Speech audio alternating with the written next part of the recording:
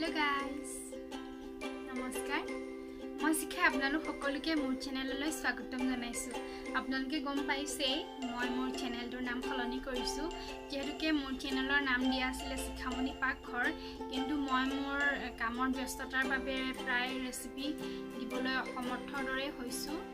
টাইমবোৰ মেনেজ কৰিব নোৱাৰো সেইবাবে মই ৰেচিপি দিবলৈ একদমই পৰা নাই আৰু মাজে মাজে ব্লগো দিছো সেইকাৰণে মোৰ নিজকে ভালো লগা নাই কাৰণ মোৰ যেটো ফাৰ্স্ট টাইম মই ভাবিছিলো কি অকল ৰেচিপিৰ কাৰণে এইটো চেনেল হ'ব বুলি কিন্তু মই ৰেচিপি দিবলৈ যেহেতু অসমৰ্থ সেইবাবে মই এইটো ব্লগ দিয়াৰ ষ্টাৰ্ট কৰিলো আৰু সেইবাবে মই মোৰ চেনেলটোৰ নাম শিখামণি ক্ৰিয়েচন হিচাপে আকৌ সলনি কৰিলো গতিকে মোৰ এই চেনেলটোক আপোনালোকে আদৰি ল'ব বুলি আশা কৰিলো আৰু আগলৈ মোৰ যিসমূহ শুভাকাংক্ষী আছে সকলোৱে মোৰ ভিডিঅ'সমূহ চাই ভাল পাব বুলি মই আশা কৰিছো গতিকে আজি মই আপোনালোকৰ মাজলৈ আকৌ ৰেচিপিৰ ভিডিঅ' এটাই লৈ আহিছো মাজে মাজে মই যেতিয়াই সময় পাওঁ আপোনালোকৰ মাজলৈ নতুন নতুন ৰেচিপি আগবঢ়াবলৈ চেষ্টা কৰিম আৰু আপোনালোকৰ সহায় সহযোগিতাই মোক এইখিনি কৰিবলৈ যথেষ্ট অনুপ্ৰেৰণা যোগাব গতিকে আপোনালোকে মোক সহায় কৰিব সহায় বেলেগ একো কৰিব নালাগে আপোনালোকে মোৰ ভিডিঅ'সমূহ চাব লাইক কৰিব কমেন্ট কৰিব বন্ধুবৰ্গৰ সৈতে মোৰ ভিডিঅ'সমূহ শ্বেয়াৰ কৰিব আৰু মোৰ চেনেললৈ যদি কোনোবা নতুনকৈ আহিছে যদি মোৰ চেনেলটো এতিয়ালৈকে সাবস্ক্ৰাইব কৰা নাই তেতিয়াহলে প্লিজ মোৰ চেনেলটো সাবস্ক্ৰাইব কৰি ল'ব আৰু কাষতে থকা বেল আইকনটো দবাই দিব আৰু অল কৰি দিব যাতে মোৰ আহিবলগীয়া নতুন ভিডিঅ'সমূহৰ নটিফিকেশন আপোনালোকে আগতীয়াকৈ পাই যায় আৰু আজি মই বনাইছো ভেজ ৰোল একদম সাধাৰণভাৱে আমি ঘৰতে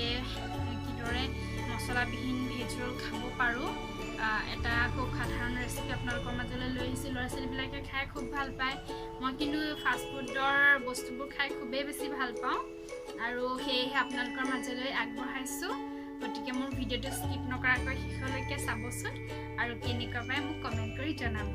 তেতিয়াহ'লে পলম নকৰাকৈ বলকচোন চাওঁ মইনো ভেজ ৰোলৰ ৰেচিপি কিদৰে বনালো এয়া ৰোল বনাবৰ বাবে আটাইতকৈ ইম্পৰ্টেন্ট বস্তুটো হৈছে আটা বা ময়দা মই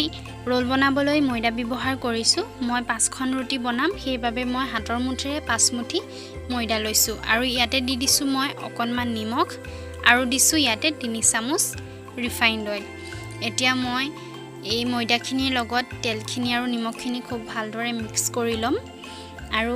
এইখিনি মই কুহুমীয়া গৰম পানীৰে ভালদৰে মঠি লম আপোনালোকে যদি কুহুমীয়া গৰম পানী নিদিয়ে তেতিয়া হলে ঠাণ্ডা পানীৰ হৈতেও এইখিনি মঠিব পাৰে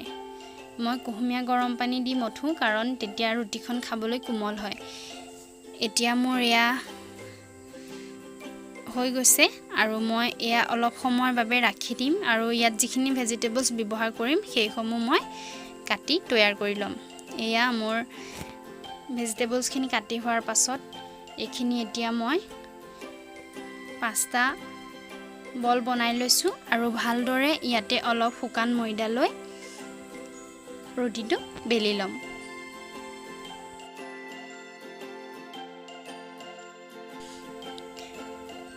এয়া মোৰ এখন ৰুটি বেলি লোৱা হৈ গৈছে আৰু এই আটাইকেইটা বল মই এইদৰে বেলি লম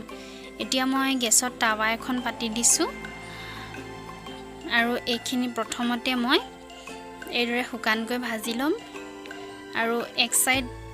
লুটিওৱাৰ পাছত মই এইদৰে 1 চামুচকৈ ৰিফাইন্ড তেল লগাইছো যিদৰে আমি নৰমেল পৰাঠা বনাও ঠিক তেনেদৰে আটাইখিনি মই একে পদ্ধতিৰে বনাই লম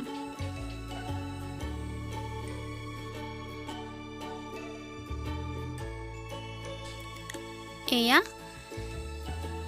মোৰ আটাইকেইখন ৰুটি বনাই হৈ গৈছে আৰু আমি যেহেতুকে ভেজ ৰোল বনাম সেইবাবে আমাক লাগিব অলপ বন্ধাকবি পিয়াজ গাজৰ টমেটো সস আৰু লৈছো মই অলপ জালুকৰ গুৰি এতিয়া মই কেৰাহী এখন পাতি গৰম হ'বলৈ দিছিলো আৰু ইয়াতে দিছো মই অলপ মিঠা তেল আৰু ইয়াতে দি দিলো পিয়াজ আৰু গাজৰখিনি আৰু এইখিনি মই অলপ লৰাই লৈছো আৰু এতিয়া ইয়াতে দি দিছো কুটি লোৱা এয়া বন্ধাকবিখিনি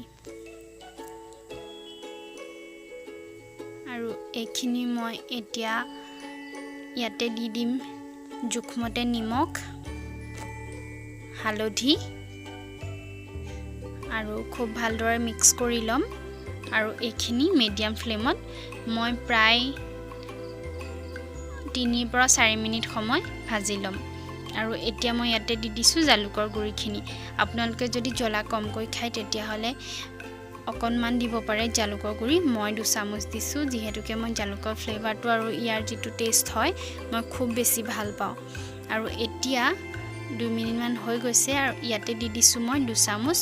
সস মই দিছো টমেটো সস আৰু যিসকল মছলা প্ৰিয় তেওঁলোকে বিভিন্ন ধৰণৰ মছলা ব্যৱহাৰ কৰিব পাৰে মই কিন্তু এইদৰে খাই ভাল পাওঁ আৰু স্বাস্থ্যৰ পক্ষেও ভাল সেইবাবে এনেকৈ দিলো এতিয়া মোৰ ইয়া ভাজি লোৱা হৈ গল আৰু এতিয়া মই এইখিনি ৰোলটোত মেৰাবৰ কাৰণে লৈ লৈছো এয়া লৈছো সবজিখিনি আৰু ইয়াতে লগাই লৈছো মই ৰুটিখনৰ ওপৰত অলপ সস এইদৰে সস লগাই লৈছো আৰু ইয়াৰ ওপৰতে দি দিম বাকি যিসমূহ মই ভাজি লৈছিলো ভেজিটেবলছ সেইখিনি এতিয়া মই এইখিনি ভালদৰে এটা সাইডত দি লৈছো